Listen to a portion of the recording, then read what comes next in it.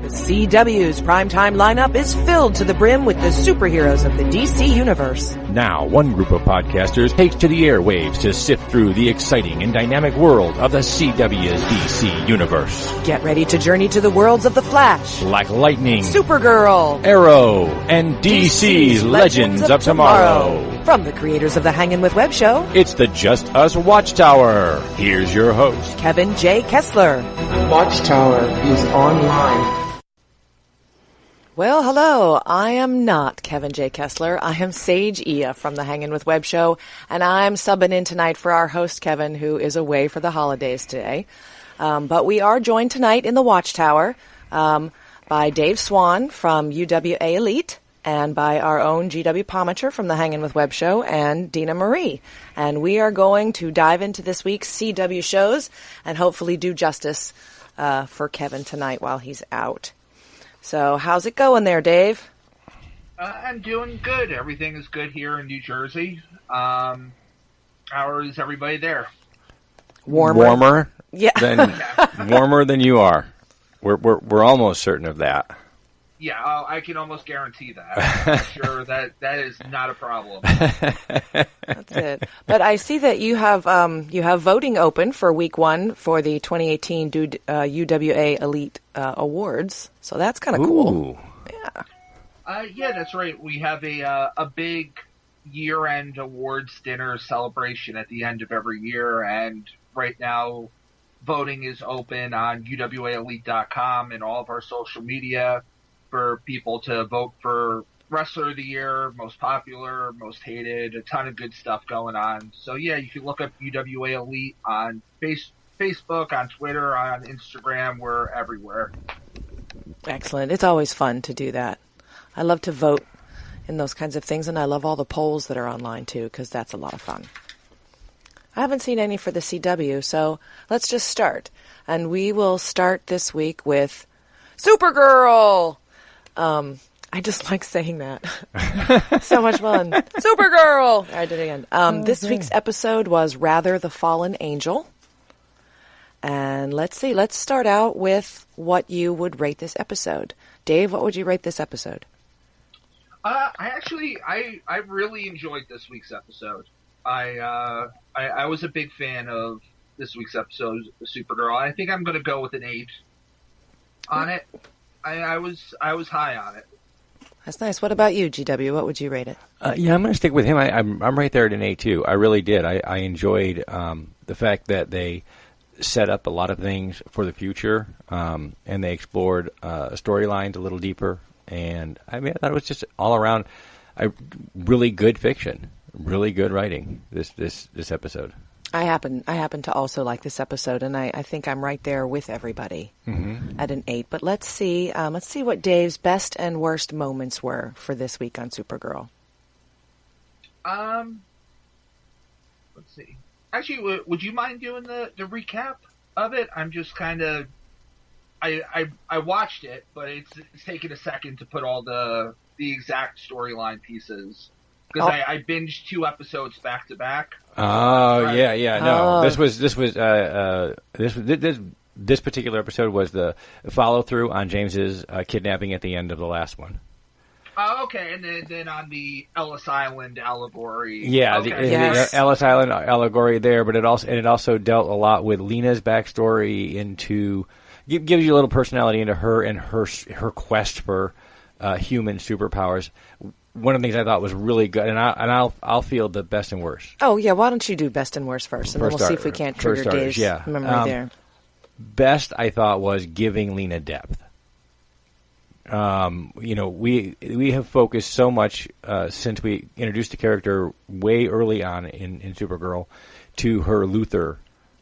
She's Lena Luthor, and a foil to Supergirl in much the same way that Lex is to Superman, only, adding the really close friendship dynamic and everything, and those were really cool stuff to see early on, but this time we get to see sort of, I think Lena personifies the message of the entire season here, in that good people get carried away by their fears and their worries for the future, etc. And so I thought the experiment that she was doing, her human trial, I thought that was a good way to put into perspective what extremes we go to when the pendulum swings back from whatever we fear, how extreme we go to. And it gave her a well-rounded personality, I thought.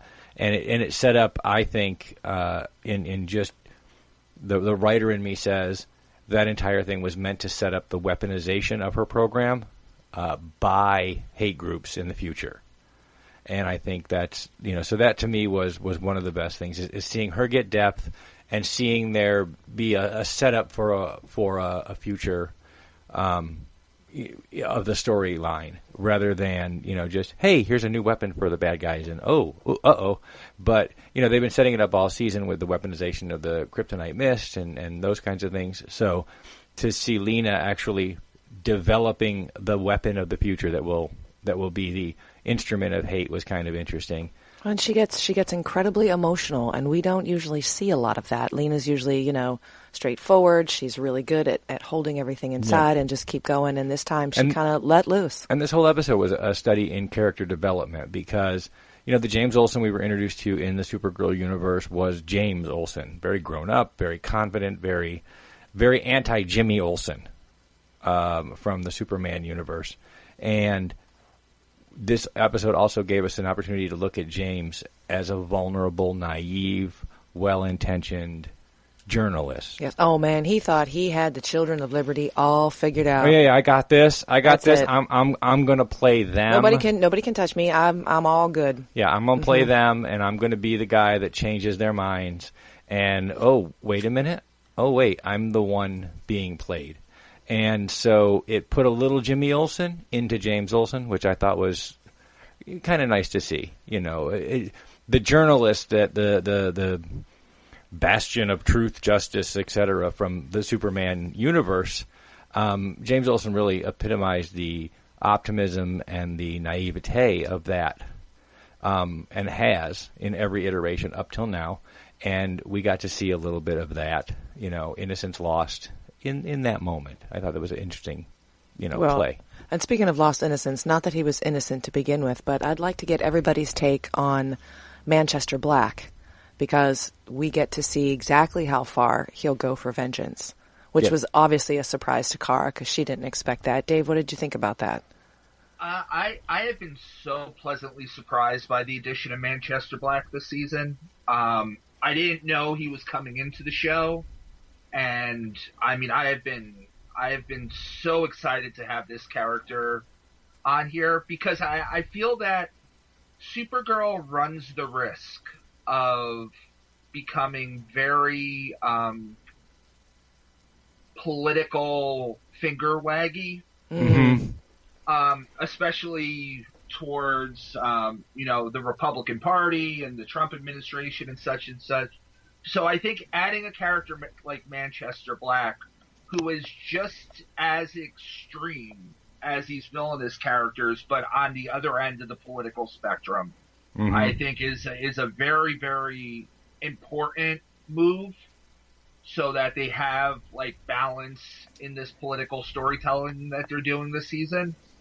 I'm a big fan of Manchester Black from the comics, and I'm very excited to see where they're going with him on the show. I enjoyed, though, that we got to see kind of his backstory first, because it established him as an actual person, so you can sort of see where his motivation comes from. Because a villain or somebody who's bad never sees themselves that way, and he doesn't. No, and that's what's interesting about Manchester. And I wasn't a Manchester Black fan from the comic side of things. So when they introduced the character, my immediate first, my first move was to dive in and do some research. Who's Manchester Black and what can we expect? And in reading that he is often a foil, a semi-villainous anti-hero character in the comics, as we were first introduced to him, I thought, well, that's not the character from that. And then to watch that develop and become that character is just, again, an exercise in good storytelling in a short form. I mean, television is a short form story form. I mean, you have to do it all in 43 minutes minus commercials. Yeah. So it's, in 43 minutes, in 4 episodes, they were able to develop that character, I thought, very, very well. He's been a really interesting addition. And again, and I really agree with Dave, when you're doing an artistic story about modern political drama, a modern satire of society, you do always run the risk of coming down hard on one side of any given issue. And Manchester Black rounds it off a little bit. Manchester Black gives you the, you can be pushed to the limits on both sides of the aisle, on both sides of an issue. And Manchester Black does that really, really well in juxtaposition to the Children of Liberty, who are, representing more the right-wing, sort of personification. And he does, comes down on the other side really, really well. So it's a good way to balance things out. It's not entirely balanced. I mean, let's face it. I mean, the arts is the arts is the arts. They tend to accidentally lean left, but all right, go ahead, chime back in there, Dave.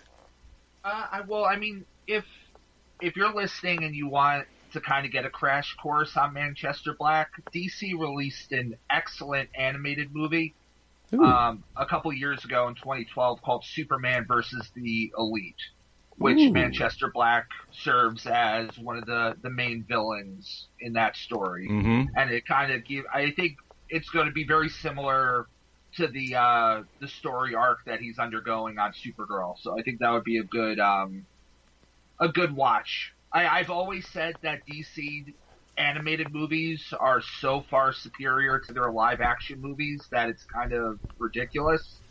And, I strongly recommend any of the DC animated films. Awesome.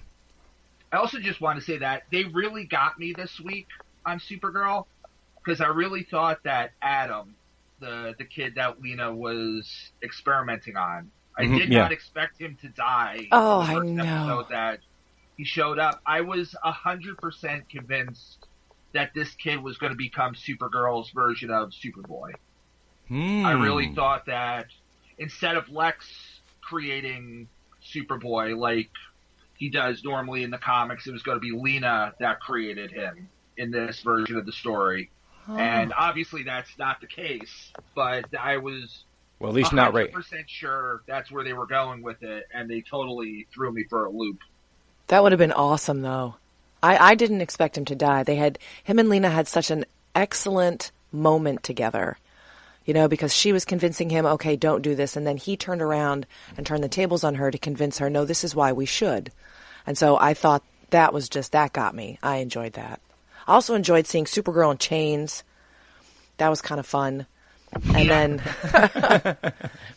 isn't that sort of somebody I had earlier read some of the stuff online, and somebody had pointed out the DC universe this week in particular went really hard for classic storytelling tropes, and that in the Superman universe, that's sort of one of those. Is that moment in chains and boof. Yes. Well, and she busted free at the very end. It was almost anticlimactic, because it was so quick and everybody they were all looking and smiling, at each other, and then it was over.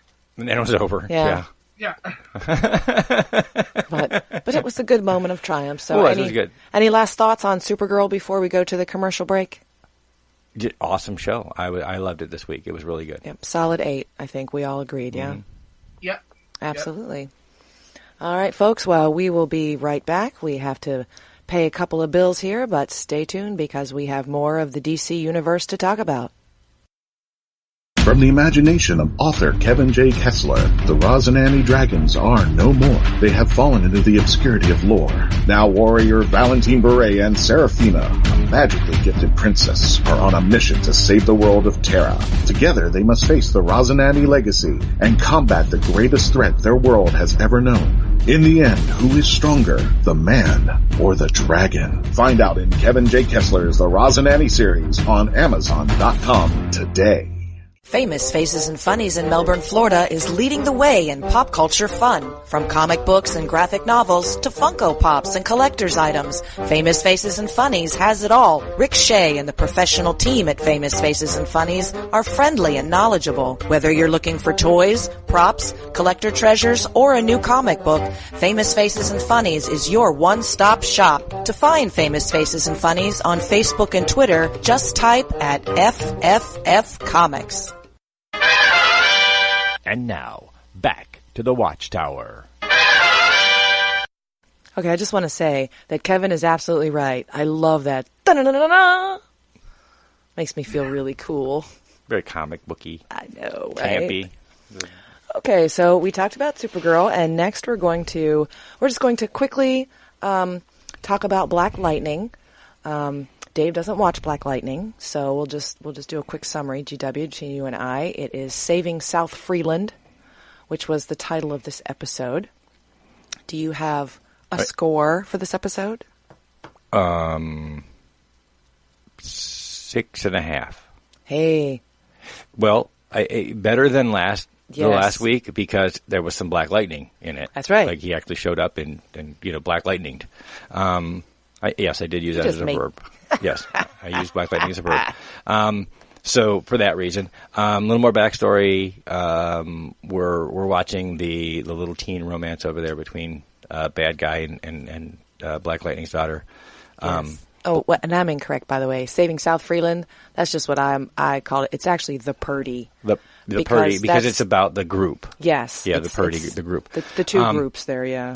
To sum up, I guess we had the Purdy, the group of what did Dina call it? Silver goo. Yeah, that's what she called it, I think. Oh, the Sanj. They're the ones. The Sanj have with the silver goo yeah. against the Purdy, who are the white folks in town. That's the Sanj. The Sanj. The Okay, Sanj, no, yes. the Purdy were. The Purdy is the more bohemian group. Yeah, the group out in the woods. Okay, so I got those confused. But the takeaway, honestly, biggest takeaway, racism bad, except all babies that are born. Because they looked at the kid, one born white, one born black, and which does happen. Yes, it does, and that was one of the moments of heat, is acceptance.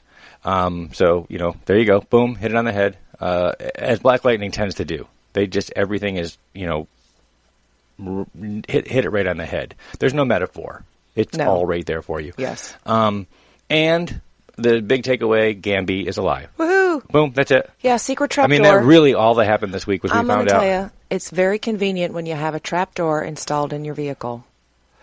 In that way, Gamby, very Nick Fury of him. Yes, and he's not going to tell anybody on the team that he's alive, and I'm sure it's for their protection.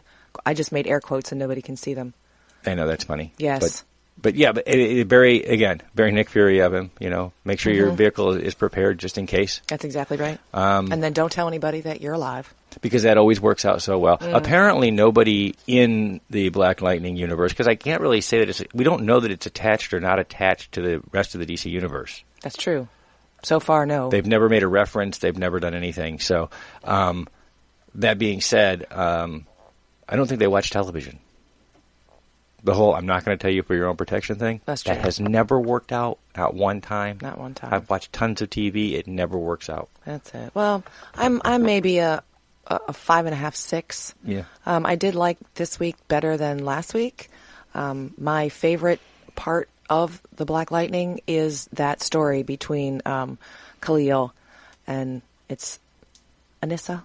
And everybody has Anissa because everybody has an A name, and that gets confusing to me. Just like people who do that with their children and they name them all A names. Really? Help me out just a little bit. But I like the dynamic between the two of them because he's on his own redemption arc. And I like to see that she's helping him along, and all the rest of the family is like, no. I love a good drama. When it's a good drama, but the reality is just this is a superhero show, so we need to. If you're listening, CW, put some superheroes in your superhero show. That's it. Once in a while. Yes. And Tobias is wonderfully mean. I will say that he does make a good villain. I think he might be my favorite part of the show. Yes, because he's just a great big bad. So that's it. So And so there's our Black Lightning for the week. And then on to the fun one. This is Miss Dina's favorite, especially this week. This week on Arrow, we had the Slabside Redemption. And hooray! Oliver's out of prison finally. Isn't that fantastic? So the riot may put a damper on things. Well, the riot may put a damper on things. So, but I know Dave caught Arrow, and what did you think of Arrow this week? I mean, I loved it. Despite the fact that we didn't get any of the supporting cast, this week, true. Outside of Felicity and Diggle for a hot second at the very end. I mean, I thought it was great. I think that we ended the prison storyline at the perfect time. I think that if they kept it going any longer, it would have run the risk of going on too long. And also wouldn't have made a whole lot of sense with the crossover coming in 2 weeks. Yeah. But, I really enjoyed this episode. I thought that it put a good capper on where the season's been so far. Yeah, I mean, my reoccurring complaint with Arrow this season has been the flash forwards and how they just drop them for episodes at a time. They're not used as well as the flashbacks were used in earlier Arrow episodes. Or flash forwards. Yeah, this whole episode's a case in point. Yeah, they have them, they're there, and they're not being used as a parallel storytelling method the way they were in earlier seasons. There was constantly a parallel between what was happening in Oliver's life and what had happened on Lian Yu, what had happened in his travels, what had happened in Russia, and now what would happen in the future. They're not doing that this season at all. It's kind of like, hey, this is a cool trope that we've been using. We'll throw it in like every third episode to see what happens. And I agree with Dave. That parallel storytelling kept things moving in places where, as he said, this particular episode, I think the only real play that our ensemble cast got was previously on Arrow. That was it. And then at the end. Yeah. I'll tell you what, if Kevin were here, he would love that because he didn't have to see a whole lot of Felicity. Yeah, but I mean, we didn't see anybody. I mean, Felicity, we didn't see anybody. True. Now, and I enjoyed this because I liked the prison riot, and that was fun. The only thing that I was spoiled on with the whole prison riot thing is I have recently watched, now I'm sorry to compare universes, but I recently watched Daredevil.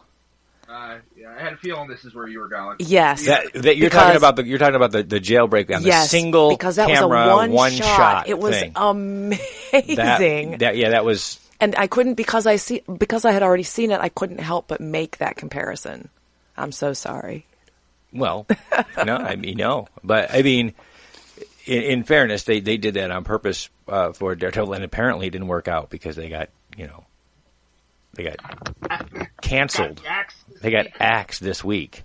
So, but it was the best shot I've seen ever.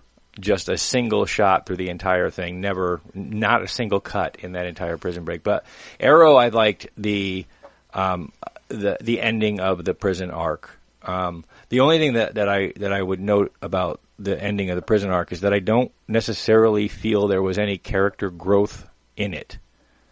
And usually I think when you put a character through that, you should see something out the other side. And I'm prematurely judging because obviously once Oliver is back with the team and everything is going again, we'll see if there was any lasting character development in his time in prison, other than gaining the strength to keep his personality when the mad scientist was trying to alter him. But other than that, I didn't see a lot of character growth during his time. It was fun, though, to see Oliver admit to Turner that he had made a mistake. Dude, I'm really sorry. I thought you were the bad guy. And that may end up being the character growth, is that the Green Arrow is officially, I mean, we really thought we had it a couple seasons ago with I'm not going to kill anymore, et cetera, et cetera. But the Green Arrow, the empathetic Oliver, maybe being born through this experience, him getting to see some people aren't as bad as others, and You can't just lay a blanket over everything, and not to prejudge, because the little guy that he thought was all nice and he's my buddy turned out to not be. Which I don't know about anybody else, Dave. I don't know about you, but I saw that coming like 4 episodes ago. I mean, come on, that little guy was there to mess with Oliver's head. That's yeah, it. and so do you guys think we're done with Ricardo Diaz? Oh God, I hope so, because I actually went back a little bit to look, even in the comics or whatever. The quote, the dragon, not a great big bad. Not a great big bad. Not in print, not graphically, and certainly not in the television. It's not made for television as a big bad. They have to let them go. But you know what? Stephen Amell himself, because they were asking him about this storyline in an interview, and he said that Diaz did survive, but he is now the new inmate 4587. Okay, I mean, I knew Oliver didn't kill him, but I mean, as long as he stays in prison, to me, the fact that Ricardo Diaz was the first villain to come back for a second season was absolutely mind-boggling to me, because was the least sexy of them. Yeah, on any way you want to take that. Yeah. But I mean, I guess it made sense to keep him back if your focus was going to be Oliver in prison. If that was the focus, then you didn't want to have to split your time between that and introducing a new villain. But I really don't think that. I mean, I hope the plan isn't for Stanley to become the new big bad for the season. Oh. Because clearly they're not done with him. Yeah. They wouldn't have, had him break out of the prison and everything like that, and have his big, supervillain monologue moment as he did. But I can't imagine Stanley becoming the big bad for the rest of the season. Well, I have a big bad theory, which would be interesting because Turner was in there, and I think what's he called in the Suicide Squad? The Bronze Tiger? Yeah, Bronze Tiger. Yes, but because we had him, do you think that that's a way in for a new big bad with the Suicide Squad to kind of merge some of that into the Green Arrow universe? Well, the Green Arrow universe introduced the television audiences to the Suicide Squad. Exactly. What do you think, Dave? I don't think so. I think that, because they had the Suicide Squad, and then basically Warner Brothers took it away from them. Yeah. Because of the movie. And they are making Suicide Squad 2. So I think as long as they're making movies, I don't think that you're going to see the Suicide Squad reform. Plus, they killed off Amanda Waller. You've killed off a couple of the key pieces. Yeah, and you really need for the Suicide Squad to be necessary somewhere, you need a real big bad. They're the Suicide Squad. You need a real big bad. You need a big bad that is a suicide mission, as far as the viewer is concerned. Yeah, I just thought it would be interesting if they were going to bring any of them into play. But Dave does make a good point with the movies, because the CW, or not the CW, but the DC universe themselves is really good at separating their cinematic universe. They're getting there. Yeah. They're learning. They've been on a long learning curve, what to introduce and where. They are learning, though. So I'm very curious what next week's episode is going to be, because this seemed like the logical place to stop before the crossover. To me, Oliver getting out of prison seemed to be the logical place to stop. So you have this one, weird standalone episode next week before we get to Elseworlds. Well, and maybe they'll set up Elseworlds. Early on when they were doing crossovers, one of the interesting things that they did was they usually set up a crossover in the last few minutes of each episode that was going to touch the crossover. And so maybe they will set up the crossover at the end of the next episode. So it'll kind of stand alone, and then all of a sudden it'll be, bam, Maybe they're going to make Kevin's head explode, and the next episode will be all about Felicity and being happy that Ollie is back.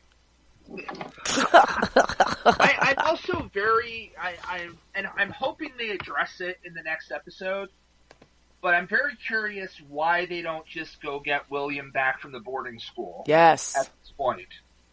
Yeah, Diaz isn't. They address it. Yeah, Diaz is in prison. Felicity and Oliver will be together. There's absolutely no reason at this point, you're right, to not do that, or to at least not address it in some way. See, feel good thing. We have to go to break. When we come back from the break, we'll be talking about Flash, and they just had their Thanksgiving episode. So maybe next week Arrow will do theirs a little late, and we'll just have a happy holiday family episode of Arrow. Wouldn't that be interesting? Because they're famous for that. Yeah, I know, right? So anyhow, everybody stay tuned. We're going to talk about Flash coming up, and right now we're going to hear some of these messages. It's Germany, 1938. Charlotte is a 15-year-old girl living in the Jewish quarter. George lives in the city proper, and enamored by Charlotte's charm and grace when she wanders into his cobbler shop. George decides right then and there that he is going to marry her. Follow along as this unlikely couple struggles to stay one step ahead of the Gestapo and their dramatic escape from Nazi Germany. Good things always happen in springtime, from author Joanne Fisher on Amazon.com today. From some of today's best-selling, award-winning authors comes 22 page-turning tales, Cursed Lands. Cursed Lands will lead you through one doomed world after another in a haunting dystopian urban fantasy. Join the courageous as they battle for survival across worlds where fae, vampires, angels, witches, and more roam freely. Cursed Lands is coming soon on Apple Books, Kobo, and Nook. Pre-order your copy for just 99 cents today. You're listening to the Just Us Watchtower on Krypton Radio. See? Yes, that's it. So, welcome back to the Watchtower, everybody. We are joined here today by Dave Swan of UWA Elite and GW Pomichter, the host of the Hangin With Web Show, and myself, Seijiya. I am filling in for Kevin J Kessler, who is out for this holiday week. And we've talked about Supergirl and Black Lightning and Arrow. And next up, we are going to talk about the latest episode of Flash. Oh, come all ye faithful, or all ye thankful. Sorry, I went Christmas caroling in my brain for a moment. Sorry about that. So, this was a fun episode of The Flash this week. Lots of Nora. So if Kevin were here, he would have some angst. But GW, what would you rate this week's episode of Flash? I'm going to give him an 8, but I'm going to give him an 8 only because I would be in the 7s, but I'm going to give him an 8 because of the last 7 minutes, which was just pure holiday bunk. It was just sentimentalism gone wild, and it's that time of year, and I like that at this time of year. So they get the extra points for going all sentimental at the end, and it was like a Brady Bunch episode with superpowers. That's what it felt like. There's a lot of angst, and then all of a sudden, ooh, and Dad talks to everybody, and it's all good.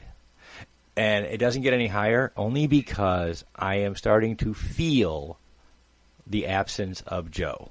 Aha! And it was Thanksgiving, and the absence of Joe was noticeable. Because he's been big. What is even the little Nora character, Papa Joe? Joe has been kind of that heart of the show from the very beginning, being That's true. And so I'm starting to feel that absence. I can't go any higher than that, even with all the sentimentality. I can't get any higher because we miss Papa Joe. All right, well, I know that Dave agrees with you because he also likes Papa Joe and misses him. How would you rate this week's episode? I think I'm going to go with a 7.5. We're pretty much on the same page. But, I try not to hold, the Papa Joe thing against the show because it's not the show's fault. Unfortunately, the actor needed to have surgery. And, of course, we all wish him a speedy recovery and hope that he's back, sooner than later. But, it's not a creative decision to take him off the show. It's something that's necessary. But what was a creative decision was not having Ralph Dibny in this episode. And that, to me, made absolutely no sense because I think we've established that he doesn't have a family to go back to. Like, he, above everybody else, should have been there with the rest of the team on the holiday. Mm-hmm. That I didn't quite understand. And because Ralph wasn't there, with no explanation given. That's why I kind of dinged it that extra half a point. Yeah, as I think about it, yeah, because he has become an integral part of the team. We know he's got no family. We know he's got no one else. This is his family. And so, yeah, that actually does kind of... Where was Ralph? That's true. Well, and, Dave is right, because even with the inclusion of Sherlock, and I thought that was kind of funny, what is this holiday all about? And then all of a sudden, everybody else turned negative, and so that was a great comedic moment. I enjoyed that too. Well, we just watched Christopher Robin's the other day, and that's how when Sherlock started, all I could think of is Eeyore. It's Thanksgiving again. Thanks for noticing. Yes. That was a great comic relief. Yeah. I think what my favorite moment for this week's episode was very small, but it was my favorite moment, and that's when they were counting who was coming for Thanksgiving. And they were like, 5. And then all of a sudden, Caitlin's eyes glowed, and she's like, 6. Yes. Oh, Killer Frost speaks. Yes. So that was. I have to say that I've missed Killer Frost. I also do have to say that apparently during this episode, the writers of this episode, defending the dads of the universe, dads don't all suck. And I kind of got that feeling from this episode. Every dad sucks. I mean, even Cicada was learning how to be a dad, but he started out as the deadbeat uncle, and Barry would choose saving the world over his kids, which kind of is the superhero thing to do. And then Papa Joe's not there at all because he's always on a walk because of his injury. And so I just kind of felt like, and then of course Killer Frost, dad is, Yes. So I'm like, wow, this is, and then of course the Weather Witch comes after. Oh yes, that's right. So, and she tried to drop a truck on her father. Yeah. See, so I'm like, look, guys, we don't all suck. Although, when you talked about Cicada, I enjoyed that they explored more of his backstory and what had happened. So, just like when Barry shows up to do his actual CSI thing, and that was a good point, that Cisco reminded him, you might want to be a little more CSI. Just, have that little bit of doubt and make sure that everything is what it is. And then when he goes to the hospital, and he's like, well, I want to talk to her parents. And the nurse is like, nope, parents are dead. And then we find out that it's his niece. And, and he has see, there you are again. He has a reason for doing what he's doing, even though it's justified in his brain, but not, obviously not to us who is watching. Yeah, it was nice to see those moments. Gone are the days, I hope, maybe, because all of the shows seem to be doing this. Gone are the days of the flat two-dimensional villain. Motivation and understanding. I mean, we're really in all television storytelling, particularly in the DC CW universe, giving our bad guys dimension, giving them causes and reasons for their perceptions, seems to be, it's a running thread, and it's a refreshing thread in television, because seeing how a bad guy becomes a bad guy is sort of part of the cautionary tale of don't be a bad guy. Is present when you see the process by which a bad guy becomes, And what is it with bad guys? I just want to say, if somebody sliced me open and I have a nurse who volunteers to help stitch me back up, I'm going to say yes. Why do they always say, oh no, don't help me, get out of my way? I gotta say, I think that Cicada's motivation here is a little weaker. I mean, we've seen this whole, the superhero. It's the same motivation as oh god, I'm having a total brain fart. As in Civil War, the superheroes had a fight and my family got killed. So I'm coming after him, but I really don't understand how Cicada is blaming like Team Flash for this. No, and what I also noticed is that it didn't seem like it started out as Cicada. It really seemed like it was the doctor, the nurse there.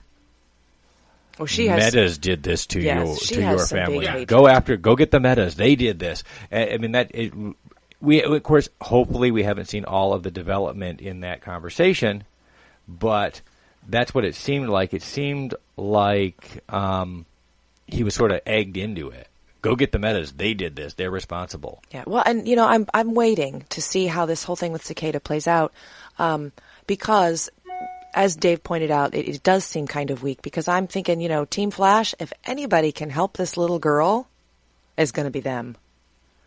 Yeah, and I mean, clearly they were stopping the Thinker from doing something far worse in this particular, because of the fact that they pinpointed exactly to the Enlightenment when this happened.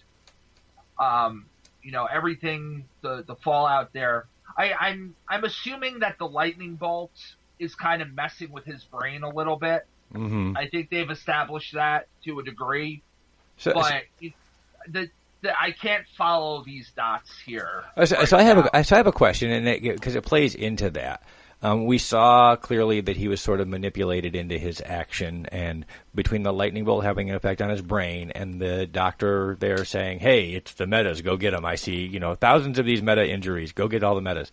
And the fact that Team Flash is the most likely group of people anywhere to be able to help his niece. Mm-hmm. Does our actions, because this seems to be a running trend, so here's the question for both of you. Does our actions, Aries, are we heading toward a resolution to the Cicada season in one of those, feel-good moments of we can fix your niece? Saving grace. Yes, the saving grace kind of thing. Well, that's her name. Not the big battle. Not a big battle like you normally see with the big bad, like a Savitar or whatever, but hey, it's going to be okay because all we have to do is help each other. No, I don't think, because there's no show if that happens. No. Yeah, I know. I'm just saying. I'm seeing kind of this because we saw it happen. We saw it again on Supergirl. That was James Olsen's take. Was I can go in and end all of this right now with just all I'm going to do is tell them that be nice to each other and I'll fix this. Well, that didn't work out. But it seems to be a recurring dramatic theme these days on these shows. And I was wondering, Sage said it. She said, "Hey, they can fix his niece." And I'm like, oh, really? And really, when I think about that, that's one of those, let's all get together, hold hands, and we'll fix, saving grace, as it were, and then Cicada will be no more. And we know Cicada's the big bad in Nora, according to Nora, Cicada's the big bad that never gets caught. Right. So the new Cicada becomes the big bad that it's a serial killer that you can talk out of killing? I don't think, so. Yeah, I think that Cicada is already far too gone to be redeemed. Mm-hmm. I'm okay with redemption storylines for villains every once in a while. I have no problem with that.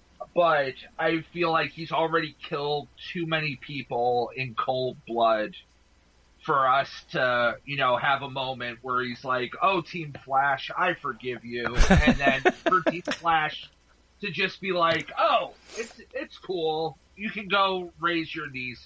Yeah, no, I feel like I feel like that would just be too much. It is interesting though that Orlin has this hatred of the metahumans as Cicada, because they're doing a little bit of that in Supergirl too. So I think it's kind of neat that they're because they're not exploring it that much in Flash the way they are in Supergirl, but I think that it will mean something when we get to the crossover. Well, it's certainly no accident. I mean, as we talked about when we talked about Supergirl, it's no accident that the shows tend to lean in that direction. It's the commentary of the day, and I try to always remember that in the 1930s, Superman's first adventures were adventures that were meant to push the New Deal. It was a very socially conscious superhero. We didn't get until the 40s and 50s into stopping bank robbers and stopping the end of the world. Early on, it was all it was meant to push an agenda. So that it would return to that, not a big surprise. All right. Well, we're going to have to go into another commercial break. Dave, do you have any final thoughts on The Flash this week? No, I mean, I really enjoyed the episode. I think this is my favorite Sherlock episode to date. I've been vocal. He's not my favorite of the Wells clan, but he is growing on me. And I am excited that we are going to see some other Wells faces return next week also. So I'm excited for that. I miss Harry. Do you? Yeah. Oh. Makes me want tea. Sorry, the tea was really funny for me. So anyhow, we are going to go into our last commercial break of the evening, but when we come back, we are going to talk about my favorite. So you can kind of figure that out by process of elimination, and we will see you after these messages. Grab some altitude and adventure together at Pound the Grape. It's all about an adventure above the crowd. There's always something different happening there, from painting to food pairings to dancing. But one thing's rock solid, people sharing incredible wines from around the world. And if that's not what puts Lift under your wing, try their craft beer. Grab some altitude and adventure at Pound the Grape. Find more at poundthegrape.com. Poundthegrape.com. Pour a glass of adventure. We all have one shot at life. Rambling Across America by Tommy Ray is an adventure about chasing dreams. In brilliant prose, follow Tommy Ray through personal experience, inspirational quotes, and photos from his Confessions of a Dreamer tour. Woke one night from a dream, Tommy resigned his safe, secure position and took a leap of faith. Now, he invites you to follow his journey. Rambling Across America by Tommy Ray. Get it on Amazon.com because today is going to be ridiculously amazing. All right, we are back in the Watchtower. And now we are going to talk about DC's Legends of Tomorrow. And this week we had a Nate in Paris.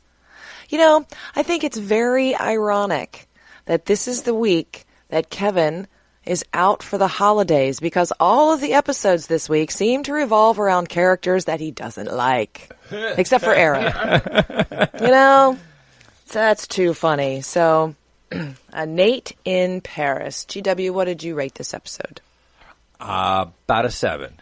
And only because they have set the bar so high for being every week's comic relief that this week I'm not anti-Nate entirely. I'm just not, I didn't feel it this week. And I think the funniest moment was them walking into the library to Constantine naked.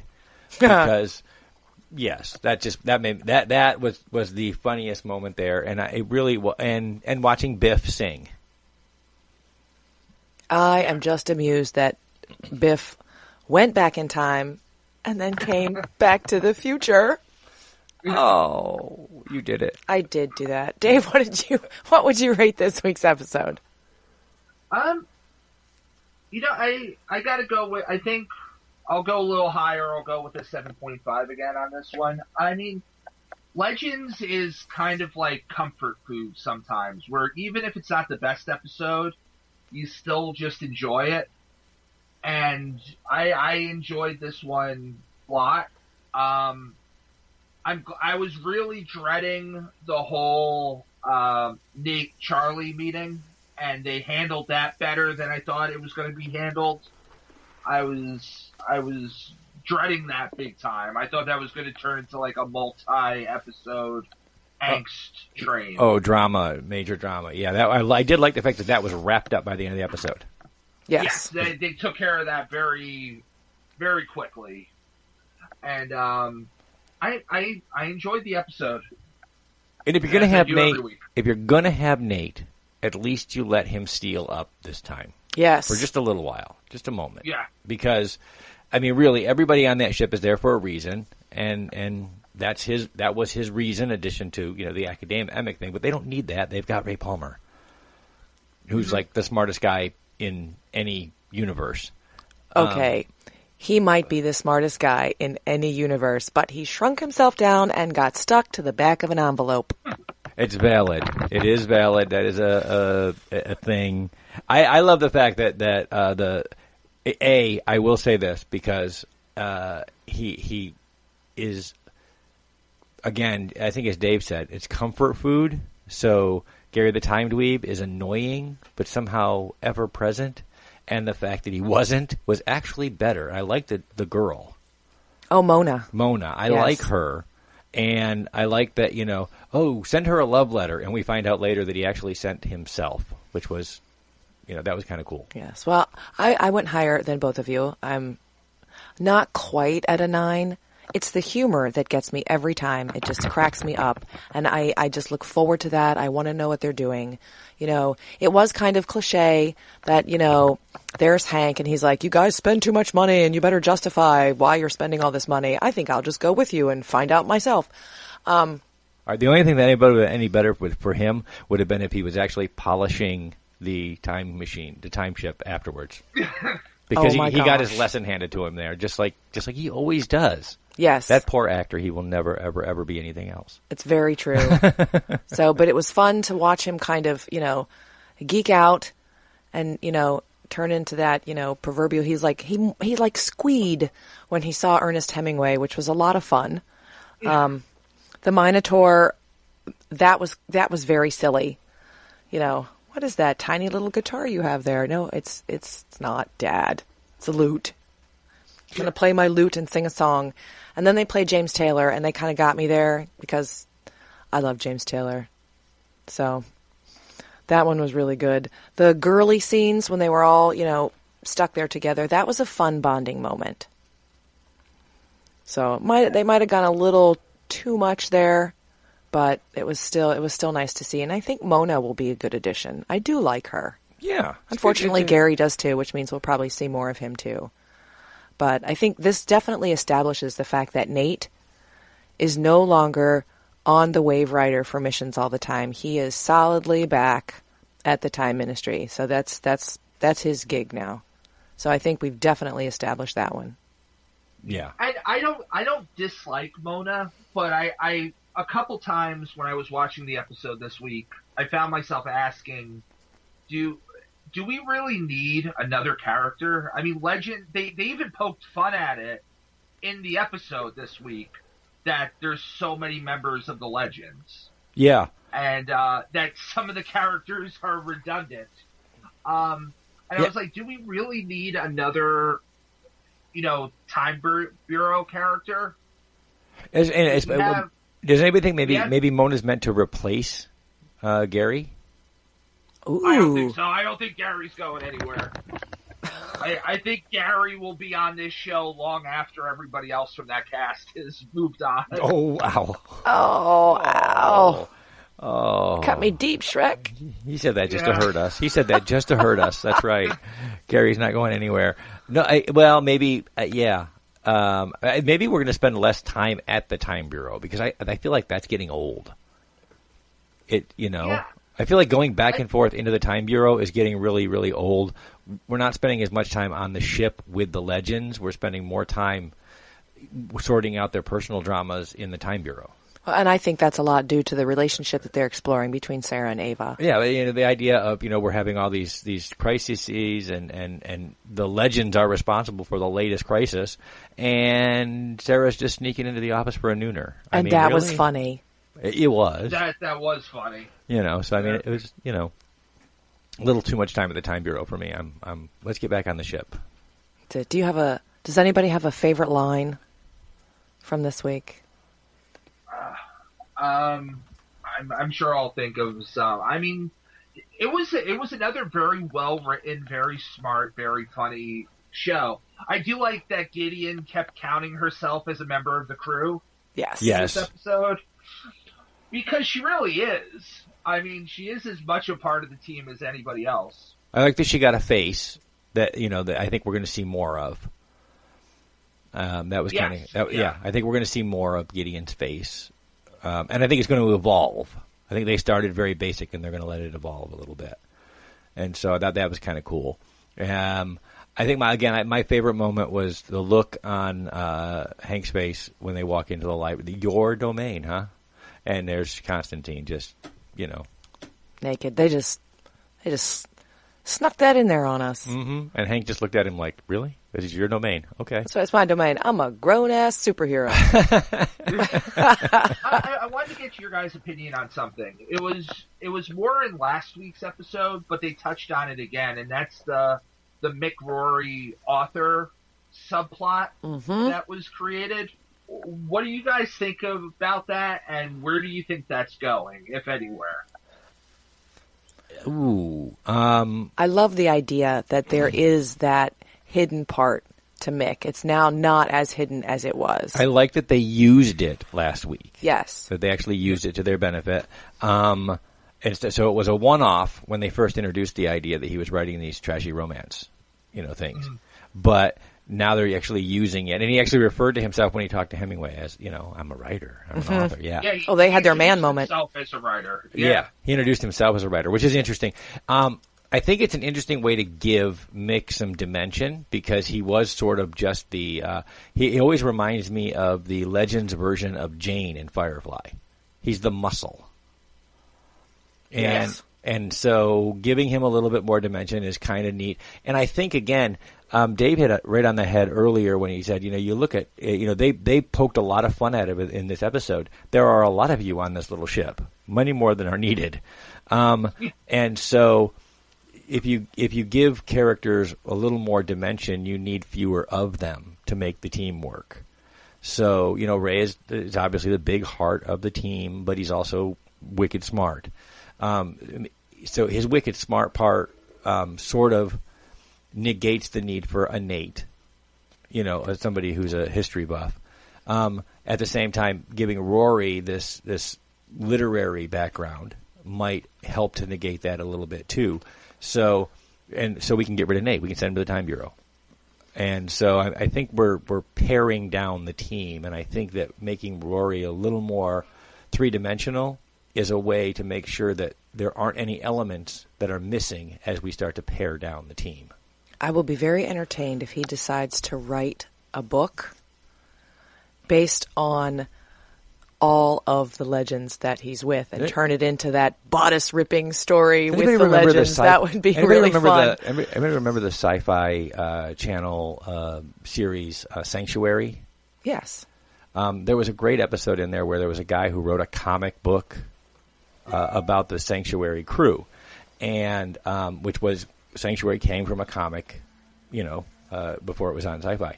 So I would be very interested to see Mick turn his attention toward doing a graphic novel or something like that about the legends, and seeing that the humor that could form from that, because they played with the notion a little bit when they went back and was it last season, Dave? They did the movie director episode. They were on the set of, was it Star Wars?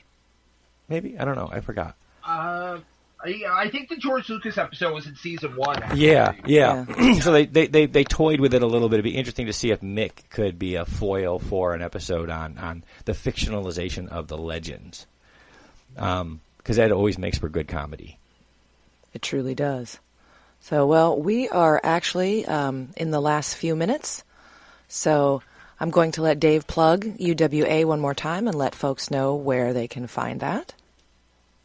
If you live in the New Jersey area and you're interested in professional wrestling, you can check out a UWA Elite live show. You can go to UWAElite.com or look up UWA Elite on Facebook, Twitter, Instagram, everywhere on social media. And if you're not in the New Jersey area, you can check it out and you can see full shows online. You can subscribe to the UWA Elite Network, which has over 300 hours of original content and growing every month. All right. Well, that about wraps us up. Again, we've been joined by Dave Swan from UWA Elite and GW Pomichter from Hangin With Web Show, which you can find at hanginwithshow.com. I am Sage Ia. I am filling in for Kevin J Kessler, who is a fantasy author, and you can find him, kevinjkessler.com. There are links in the description of this show. And we hope everybody had fun in the Watchtower, but it is now time for the Watchtower to go online. So until next week, folks, we will see you back here in the Watchtower. Watchtower is offline.